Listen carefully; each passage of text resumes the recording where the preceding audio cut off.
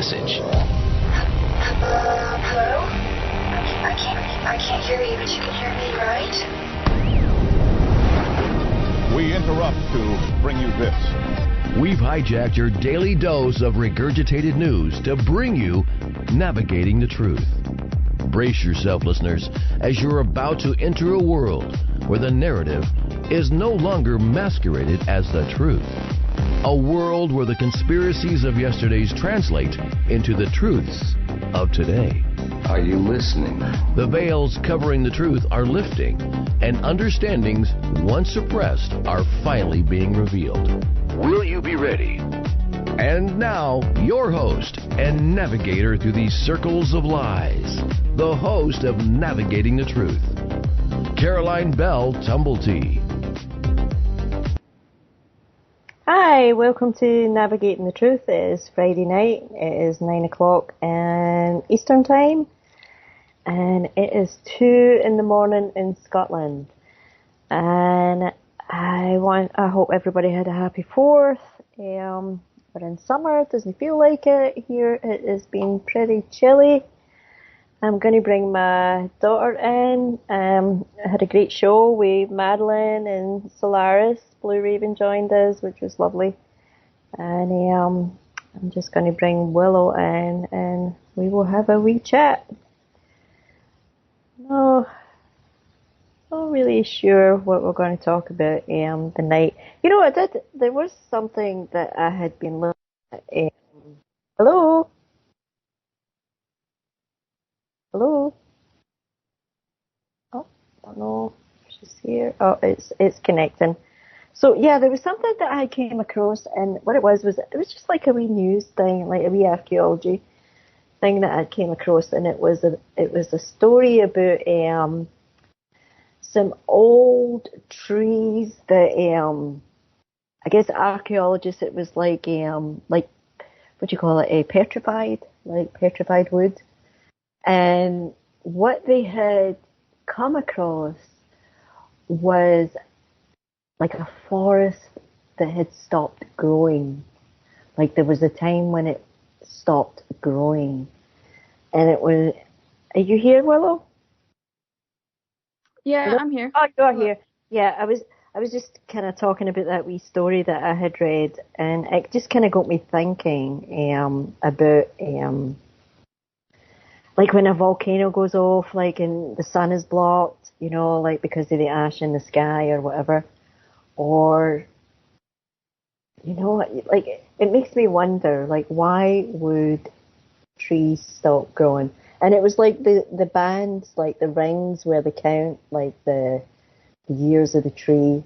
It was and they were all the same at this particular spot. And it was like a 10-year, like 20-year period where they just didn't grow. So yeah, I'll keep you posted if I find anything else out about that. But I thought that was really, really interesting. I think what I would need to find out is like when, you know, like when was it, like what was the time, like narrow that down, and then kind of figure out like what happened, like what was the events that was happening in the world, and maybe be able to put a picture together of what actually occurred. So anyway, that's my wee ramble.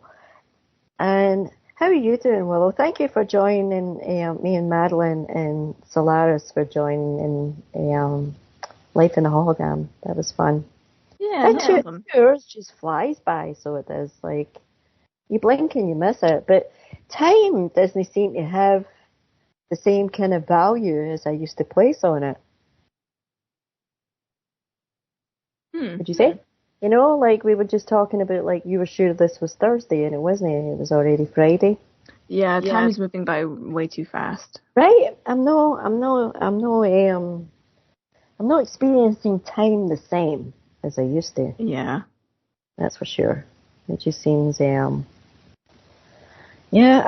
just don't have the words for it. It's the same with sleep. You know, the sleep seems, kind of, I don't know. It's not the same. The quality's not the same, you know. Yeah, it's not really rest. It's just sleep, like a long blink. It's a long blink, yeah. And it's weird. It is so weird. Like, and I make these attempts like to try and stay as conscious as I can, but I know I drop off, you know. I know I do. Mm-hmm. Because it's as you say, it's like a blink, and then you're waking up. Yeah. Try to piece, like for me anyway, it's like I try to kind of think like what I can remember. What a world, huh? Mm-hmm. What a world.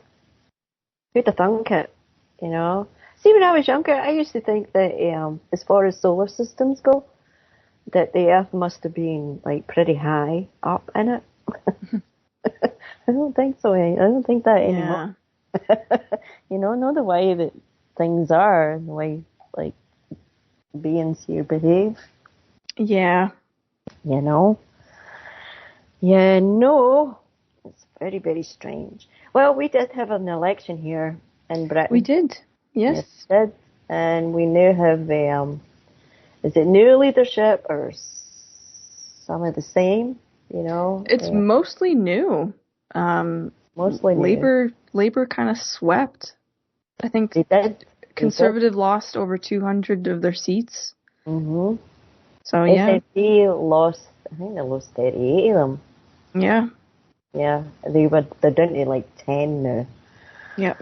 So, yeah, but when we say new, don't know what that means yet, or how new it is.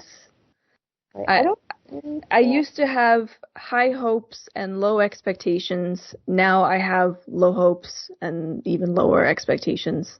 Mm-hmm. So if at this point, if one of them does something right, I will be surprised, and it'll be a pleasant surprise. Yeah, I hear you. I know. I think we're all like kind of waiting. Yeah, it's like what's going to be the first move. I don't want to be happy about this yet because I don't know what it means yet. Right? Yeah, I was saying that earlier. Like, I voted for Obama, and a month later regretted it when he started bailing out all the banks. Mm. That's been the story of my life, though. Whenever I vote, you know, it's like, oh, yeah. And I keep saying that's it. I'm never doing it again, you know. And then part of me feels like this guilt, you know, like if I really, because it's not that I'm buying into it, you know. Like if you want things to change, you kind of go to participate, mm-hmm. you know. Like no, I'm not buying into it because I really do think it's all predetermined, you know. I do. I don't think there's anything like... yeah. It's also, I mean, we know that our politicians are bought and sold like Mm-hmm. like pieces of property. So it's like, it doesn't really matter what party they're a part of. If they're serving the interests of like private companies, then it doesn't matter. Mm-hmm. So it'll be interesting. If it's just more cronyism, then nothing will change. It'll be the same stuff. It'll get worse. But if mad. Mm-hmm. Yeah, but if there's a few people with a backbone, then that will say, no, we can't be bought, then maybe some things will change. I just have to see. Just have to see. Just have to wait and see. Mm-hmm. And I hate being patient. Right? Well, you know, there's so many things that we've had to be patient about, you know, and it's like, no, no. I think the wee life that we're kind of getting on with here, I think that's the way to do it. You know, it's just like kind of cushion ourselves, like or buffer ourselves for the madness. Yeah. You know? I mean, there was a time in my life I would have went out and protested, you know, like a fool. Mm-hmm. There was just some things that I passionately believed in. Absolutely. You know, I would have went out, I would have done it, but I don't think that was what Madeline had brought up, like, the protesters are no, like, it's all different factions, you know, and you've got, like, weird in there troublemakers, that are gonna. I think that's always been the case, though. So you always get a rabble rouser. Yeah. But because like the hippies weren't all great either. No, they were not. Mm-mm. But so I think that just kind of has to do with individual rather than like, I don't know. Well, I think what I'm referring to is like there seemed to be like an organized like faction that would descend into like protesters and create something like bad, Yeah. I know. No, I know what you mean. Yeah, it's like the people that go in and twist these like pretty much innocent protests into something hateful and like put and everybody damaging. in danger. Yeah, put everybody in danger. Like this whole destroying statues, like telling them that they seem to have stopped doing that here. Yeah, I haven't heard much about that anymore. Much about that, no. Like the media was going about that all right. I think when we had David Cook on the show, me and Madeline were talking about it, like how the media kind of focused, and it was a conversation I'd had with you, how the media was focusing on that there was paint thrown on Stonehenge. Yeah. Instead of like the people picketing outside of these actual companies. Yeah, that are polluting everything. Yeah. Mm-hmm. I know. Yeah, I had that whole discussion about Just Stop Oil and how I don't really know what to make of them either. I know. I don't know if they're just martyring themselves, like where they're just like any press is press as long as people are talking about it. That's our mission done. So they don't really care if it's negative press that they're getting as long as it's being discussed. Mm-hmm.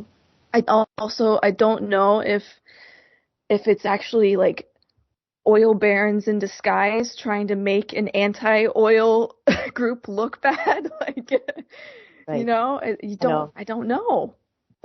I know.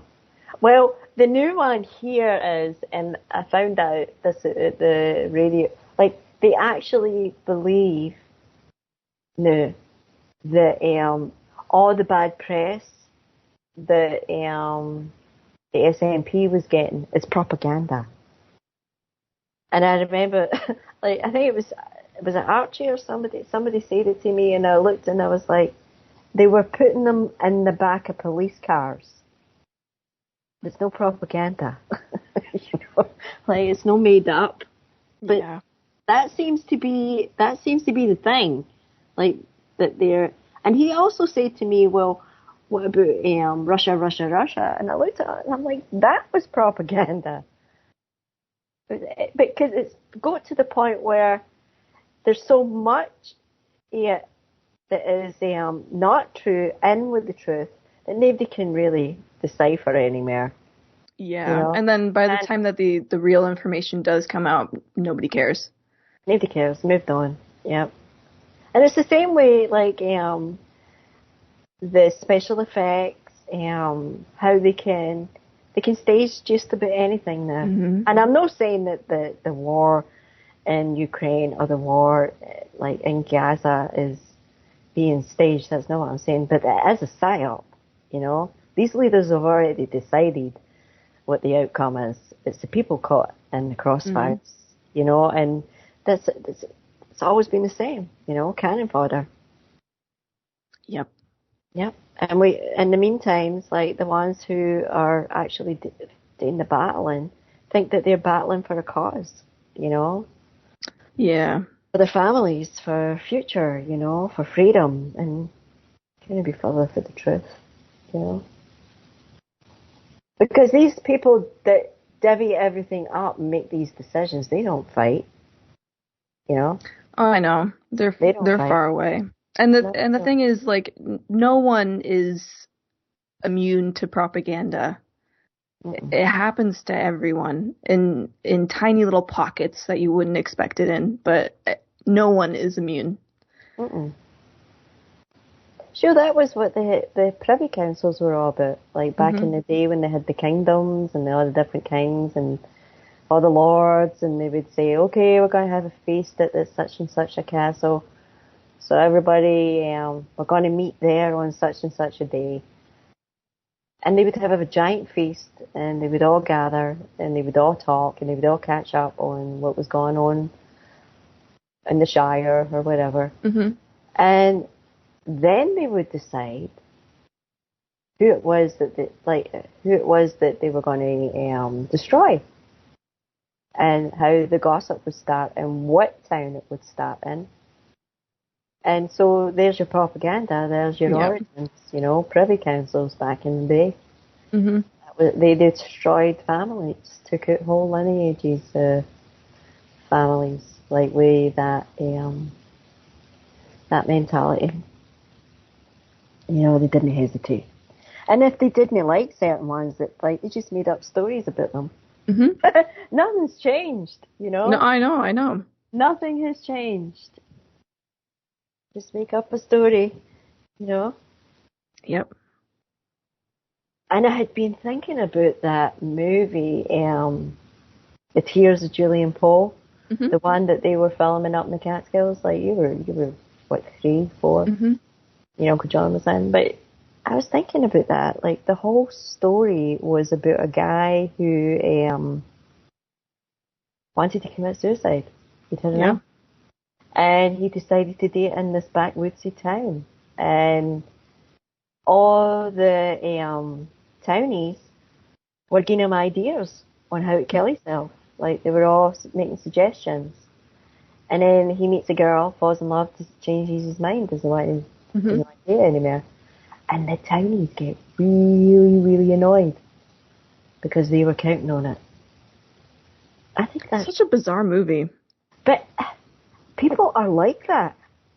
That's the thing, Like, people are bizarre. People are like that. Yeah. I mean, there's other people who are nothing like that, Don't think, Well, there are people waiting in the wings for horrible things to happen just so that they can say, "I told you so." Oh, geez. And it's like, why? Like, But I've known so many people like that who are just like waiting for the opportunity to get mad about some made up like scenario in their head that hasn't even happened. I know, and they're all mad about it. Yeah, and it's like they fly into a rage about this scenario that hasn't, this imaginary scenario. No, I don't understand it. Yep, it's all like the what ifs. Well, the other thing is like comparison is the stealer of joy. Yes. Right. Comparison is a stealer, and blame is another one that'll steal your joy. And I think it's perfection is the enemy of good, or it's something like that. All these wee sayings, like, been around forever. Yeah. Some of them are really, really good. Some of them are really, really good. Like, there was one, where did I get that phrase? It was Robert Seffer. I want to say it was Robert Seffer. He does, like, some, like, archaeology videos, and he's wrote a couple of books. And he said, the truth does not fear investigation. Yeah, that's a good one. I think that's a good one. That is a good one. That's a really good one. My favorite. I just heard him say it. I like that one. My favorite is not my monkeys, not my circus. I think Solar said that. That's my favorite. And I can apply that one to pretty much anything that happens in my life. Yeah, not my monkey, not my circus. Yeah. I had a dream.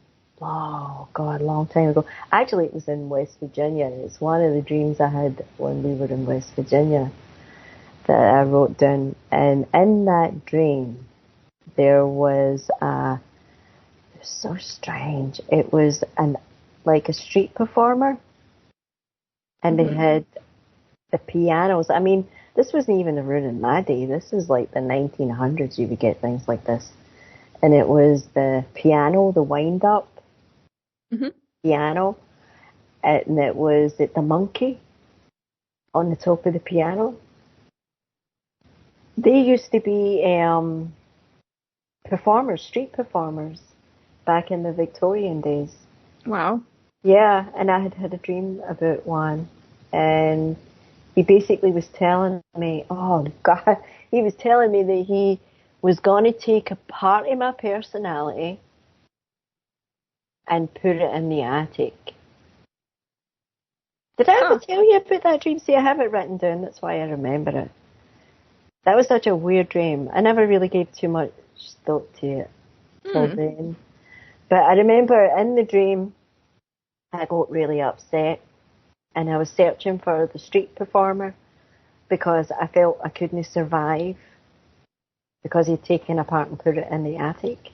And so yeah, bizarre. it was a very bizarre dream. You know, I need to get that book out and reread it again, because towards the end of the dream, I remember I'm sitting on the curb asking that the part that they took and put in the attic be returned to me.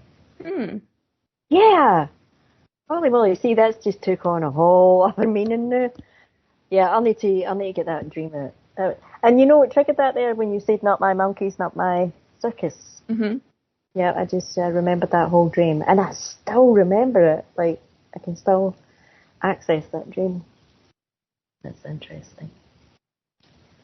Yeah. So, we want to see the latest Mad Max movie. I actually want to see it. I do. Yeah, I really want to see it. I heard it was really good. And I loved the reboot, the first one. Yeah. So this is like a prequel, right? Yes. So this is Furiosa's movie. So this is Charlize Theron's character, her story. Oh, Charlize, she had the metal arm? Yeah. Oh, that'll be cool. So you find out what happens to her then? Yeah. It'll be her. It looks really good. And what was the other movie that you had mentioned? Oh, The Boy and the Heron. It's the new Studio Ghibli movie from Hayao Miyazaki. Oh, I want to see that. Yeah, I really want to see that. I like the movies. So I love them. I've been having such luck finding them at the thrift store. Someone is getting rid of all of their Studio Ghibli movies. And you're only too happy. And I am snatching them up. Yeah. Because some of them are like the Japanese collector's editions, and they're there for for $1. I know. We can't beat that. Yeah. And I think that's the way to go, you know, is because who's to say that these streaming services like Netflix, Prime, I mean, if it goes down, they're all gone. Well, it will go down because I feel like streaming is already come to the point where cable used to be, where we were all fed up with cable. So now something else will replace streaming. Have you seen any hints yet? Usually we see hints yet before it happens. I don't know. I think that physical media is coming back. Physical media? What, all right, explain. Well, like owning DVDs. That's what I want to come back. Yeah, that's I what want I'm that thinking. to come back. Yeah. That's what I was thinking about as far as like the streaming. Like if the internet went down, even for like a couple of months, it's a good idea to have your movies and your books. You know, like board games are another one. Yeah. You know, we should get Scrabble. I love Scrabble. I'm very competitive in Scrabble, though. It's one of the only games I'm very competitive in. Well, you're good. Like that's why I'm competitive. That's why you're good competitive. at it. You're good at it. Yeah. Well, what's the other one? Dungeons and Dragons. I do want to do that one, but you need like quite a few people for that. Yeah, you need more than 2 people for that one. Yeah. Yes. And we can, there goes the music. Thank you, listeners. We will be back in 3 minutes. Thank you very much. We'll be right back. All right. Thanks for listening while we take that short break here at Revolution Radio, freedomslips.com. And yeah, we're going to get back to your host.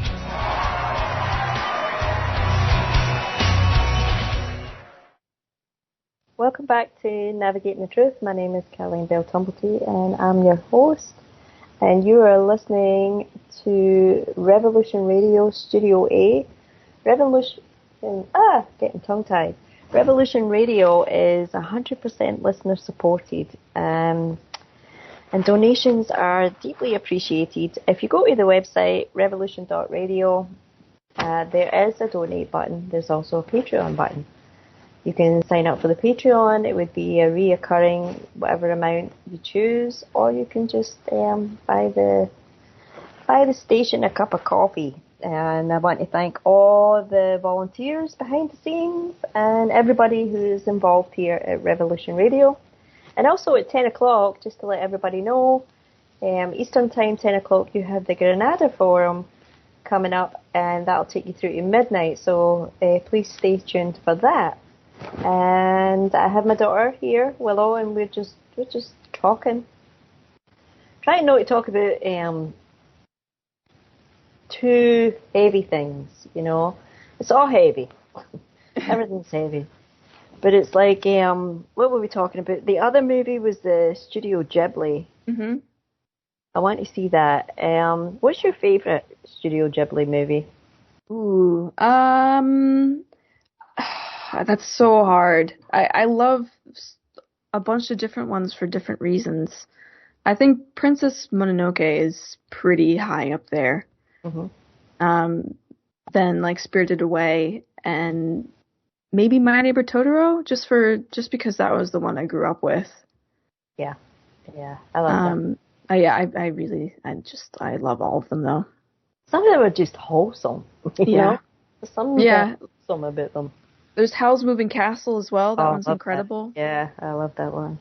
Yep. I don't think there's a bad one that there's none I've never not liked. What was the one with the cat? There was a couple. There was The Cat Returns, and there was Whisper of the Heart. That's right, Whisper of the Heart. That's the one I'm thinking of. But I think the Cat Returns was when she like entered the world of cats. Mm-hmm. That one was cool. That was really cool. And Kiki. What about Kiki? Yeah. No, I love Kiki's Delivery Service. Yeah, that was great. Yeah, we were margaritas earlier. When we were talking about like having margaritas. Ooh. We should all be having margaritas right about that. Well, that was one of my traditions, you know, when I lived in America, was when it was nice to sit outside, we would all meet at, they renamed it. It used to be the Star Bar, and then it became the Liberty. I think it was the Liberty the last time I checked to name it. And I would meet like a bunch of people that were friends, and we would just have the first margarita. Yeah, them were the days. Yeah, margarita's good. Margarita is good. And it was just one. We would just have one, you know, just to toast the summer. Them were the days. Where is the summer? Oh, I don't know if we're getting it. I don't know if we're getting it either, you know. But, you know, at least we have long daylight hours here. I mean, it only just recently it'll be light in an hour, right? I mean, it's 2:30 in the morning here. The sun will start to show about, 3:30? Yeah. The birds will start, you hear the crows first. Yeah, the birds will start singing, and it doesn't get dark until, 11:30? I think so, around, yeah, 11:30. So we basically have, right now, I think we have 4 or 5 hours dark. Not even 5, I don't think. But yeah, that won't be for long, because we're already on the other side. The days are getting shorter again, right? Yep, they're not getting longer. I don't buy into all that anymore. No, since my desert cactus is like doing all sorts of strange things. You know, I mean, through the back window to the front window, I've got a difference in blooming time. You know, it's like, and I hope we don't get that cold that we got last year. Like, Oh, I know. That bitter winter was horrible. It was such a strange, it's a strange cold, you know. Well, I think it's also our Gulf streams are doing weird things right now. Like the wind that we're getting is not what we usually get at this time of year. It hasn't been for a long time. Yeah. So there's weird things going on, and usually we'd get like that.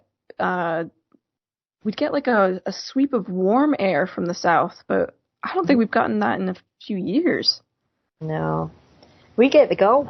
So we do. We get the Gulf. That's what I'm talking about. Yeah. We used to, but I don't think we get that anymore. We don't get it anymore. That was why we could have palm trees, like in the Isles and stuff. Because it never. Well, I remember your wee Granny Bell. Like she would have roses like in February. Mm-hmm. Like it would always be kind of temperate. It would never really get frozen. You know, you wouldn't get ice. It was rare. We we actually thought the frost was like snow. Mm-hmm. We would be out there with a sleigh, like it wasn't a sleigh we had. It would be a grand's trays. We'd take our trays out your kitchen and sit on them and slide down the hills. Yeah, frost. We would call the frost was the snow because it was white and sparkly. But I soon learned about snow when I moved there. Yes. In America, I learned all about snow. Yeah. All kinds of snow, wet snow, heavy snow. Well, yeah, you went to Colorado first as well. So yeah, I did. You went right into the deep end. Yeah, I did. And skiing, I was skiing there. Mm-hmm. Well, I was learning to ski. I spent most of the time in the snow. Oh, yeah. Yeah, tumbling.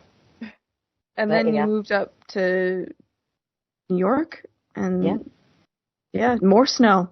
More snow. Well, we moved right next to a ski centre. Mm-hmm. Your dad taught there for a while, so he did. He was a good skier, very good skier. Yeah, I miss skiing. I want to go skiing again. Yeah. Mhm. I remember I was trying to learn to snowboard at one point. Yeah, I would love to snowboard. It looks so much cooler than skiing. Yeah, I think I fell quite a few times. And yeah. I think I was about maybe 38, 39. I might have been older.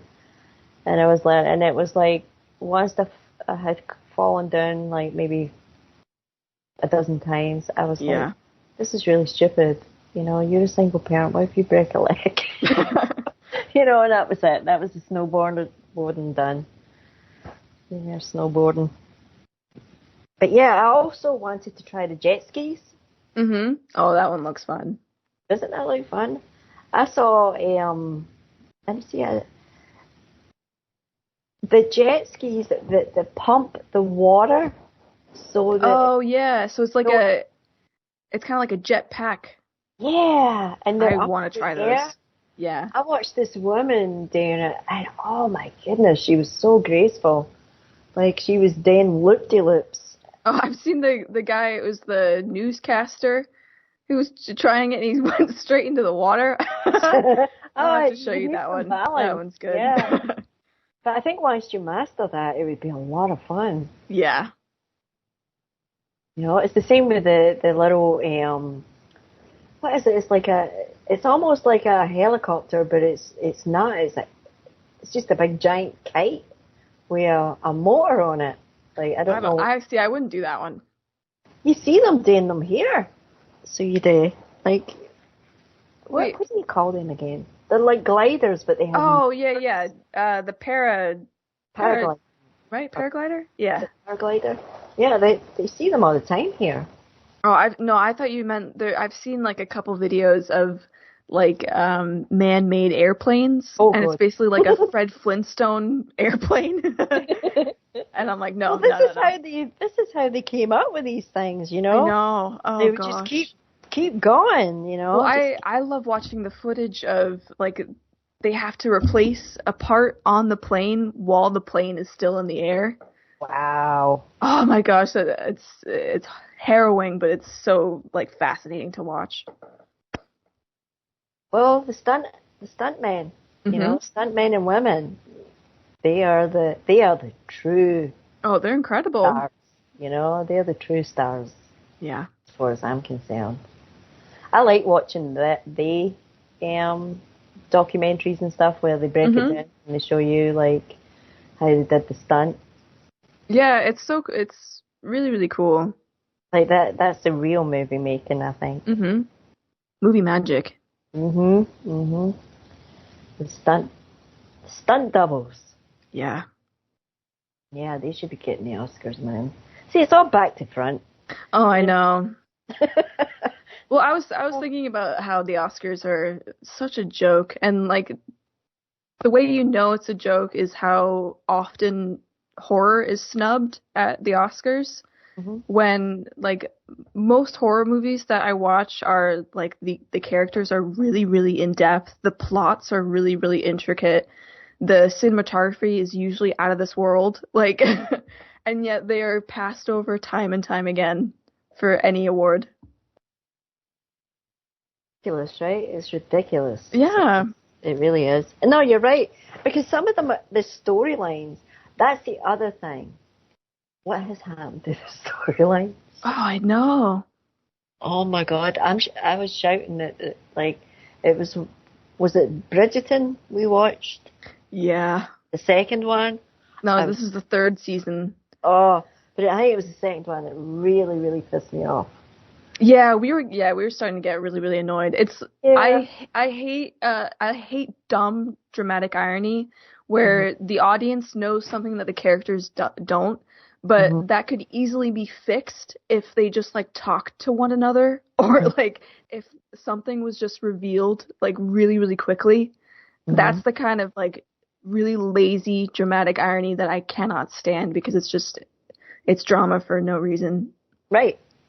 And what was it? It was basically, it was having a sister, like, kind of being deceitful to. Yeah, it was like it was the sister totally love triangle, yeah, and it was totally like all this could have been solved if the sisters just talked to one another. Because the younger one didn't like him. Yeah. It was so stupid. It was so stupid. I just thought it was really stupid. Yeah, I can't stand that kind of stuff. No, me neither. So it's very lazy writing when something can be solved very easily. Do you think it's like the chat bots now that are writing the scripts? I don't know if they're writing them yet, but they might be outlining. Yeah. Like giving story beats, because everything feels like we've seen it before. And I mean, that is what AI is. AI can't create anything new just yet. Right. So it's just regurgitating old stuff. But I think what we see in Hollywood is just, it's a bunch of people in a room thinking what idea is going to make us the most amount of money. And they follow trends. So for a while it was the superhero movies, and then it's reboots. So now every other movie is a reboot of an old, better movie. Yeah, the old ones were better. Just leave them alone. Yeah. No? Like, what is all these remakes? I just hate that. I can't stand it. It's also, I can't stand how, like, there are really interesting worlds out there. Like, take Star Wars, for example.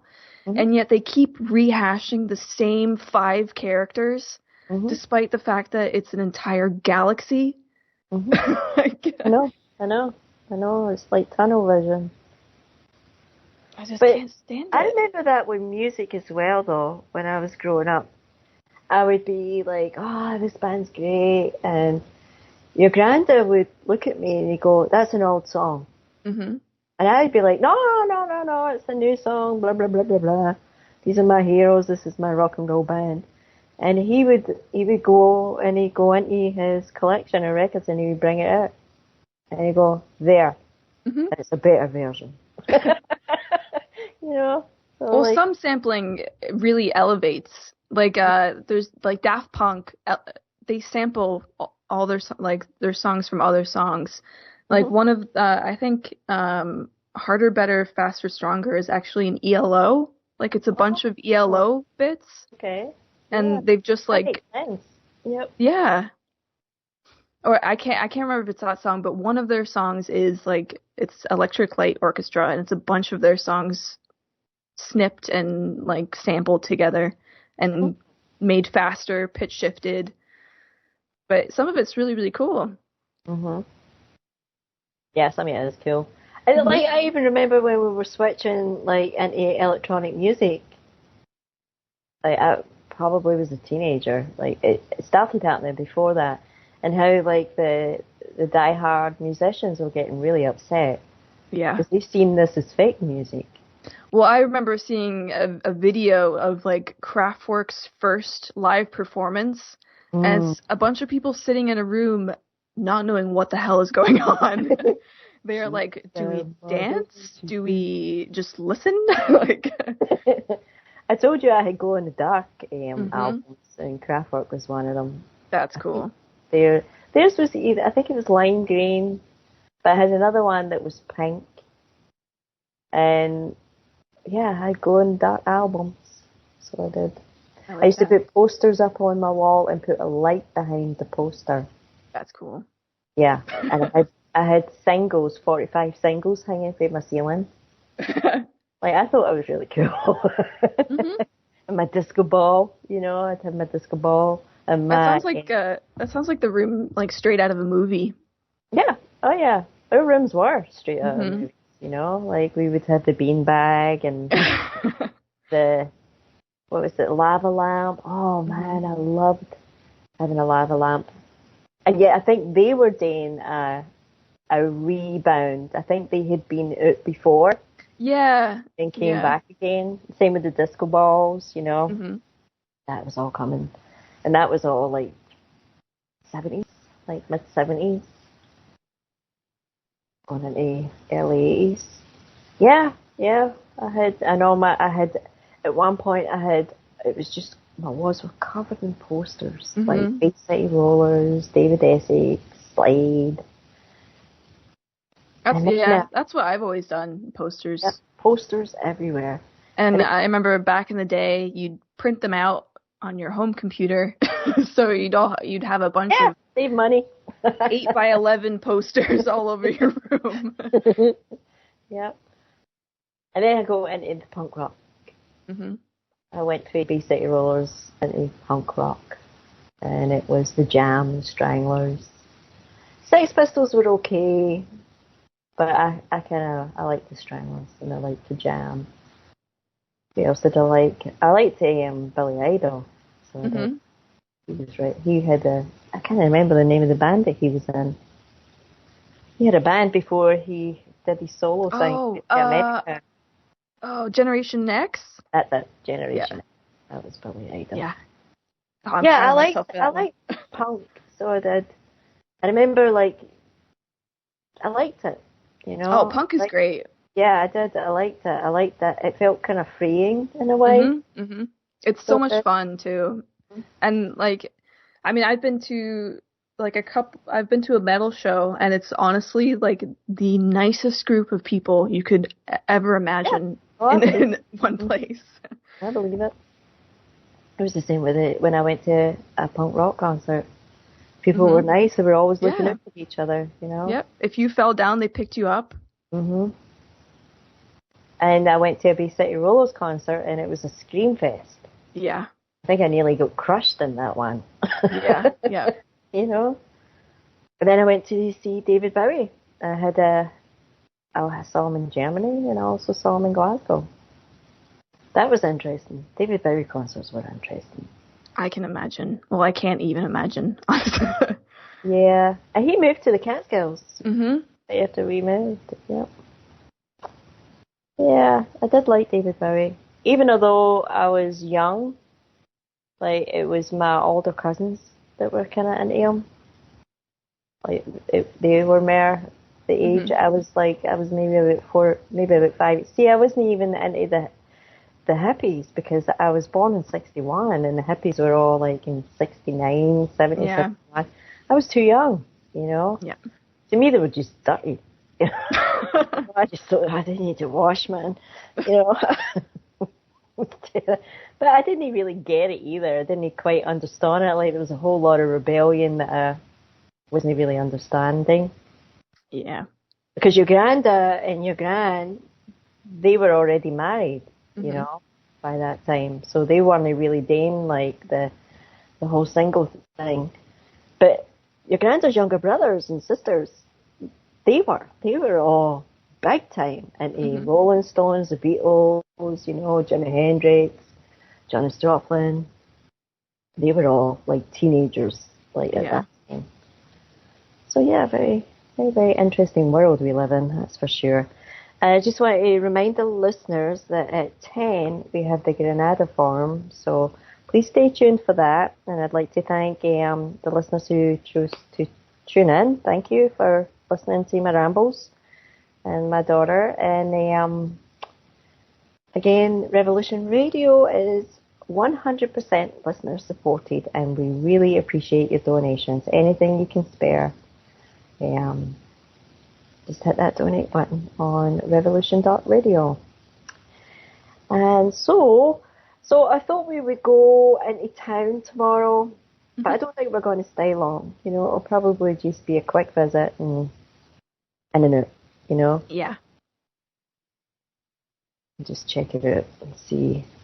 And next week, I'm going to look into the trees because that's kind of got me, you know. I've also got finished the course that I had been taking with it was actually the Celtic one. The woman's name is Chris Hughes. I believe she's a lecturer out in Oregon, and she puts together lovely courses. So she does like all well researched, with all the links, you know, so that you can go and do further. And it was all the Celtic stories. Really cool, like the stories by Ireland, Isle of Man, Wales, Scotland, England. I really enjoyed it. And then I might do something with that. But I don't know. And also I've been taking all the other freaking courses, like the bookkeeping and the other stuff. So pretty busy. My eyes are tired though, you know? Yeah. My eyes get tired. I don't like screens. I would rather have it in my hand. I mean, it's fine to kind of watch a lecture, but like to be reading all the time, like it's tough. That's really, yeah. I need to get away from the laptop, so I do. Go out for a walk tomorrow. That's what we'll do. Yeah.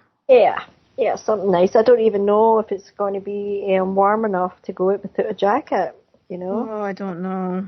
Let's see. 60. 60, yeah. You know, if the sun is shining, we'll feel it, you know? Yeah. The heat. But if it's cloudy, it'll be cold. Yeah. So bizarre. That's a song too, isn't it? Mm-hmm. Bizarre. Maybe we should play that one on Monday. That's a good one. That's a good song, isn't it? Yeah. So I think we've got about 2 minutes. Anything else? What else?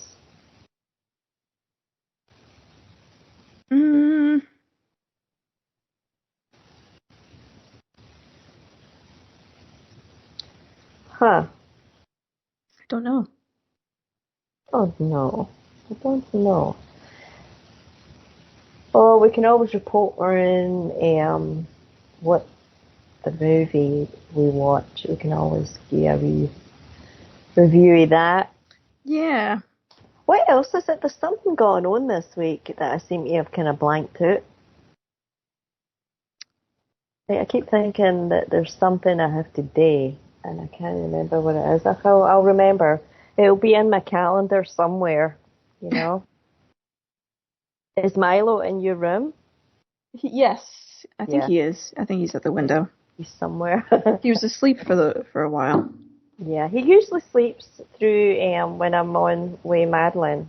He's usually at my feet, and he usually sleeps through it. So he does. I think he was confused that both of us were up. Yeah. Well, that's happened a few times because you've came to me a couple of times. Oh, I hear the music. So stay tuned for the Granada Forum. It's up next. And thank you, listeners. You've been listening to Navigating the Truth. And I will be back next week at the same time. So have a fantastic weekend and an awesome week. Bye-bye. Bye.